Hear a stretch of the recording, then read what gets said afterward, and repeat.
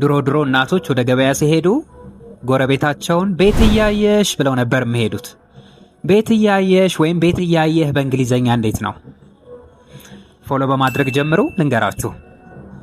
ቤት እያየህ፣ መኪናዬን እያየህ፣ ልጆቼን እያየህልኝ ማለት ስንፈልግ በእንግሊዘኛ keep an eye on የሚለውን ትጠቀማላችሁ። keep an eye on። ለምሳሌ ቤት እያየህ keep an eye on my house። keep an eye on my house ስታነቡ keep an eye on my house። ልጆቼን እያየህ keep an eye on my children። መኪናዬን እያየህ keep an eye on my car። ቦርሳዬን እያየህ keep an eye on my bag። You won't forget to keep an eye on my bag. You just keep an eye on my car. Keep an eye on my trash cart. Keep an eye on my coffee, Blondie. Keep an eye on my baby.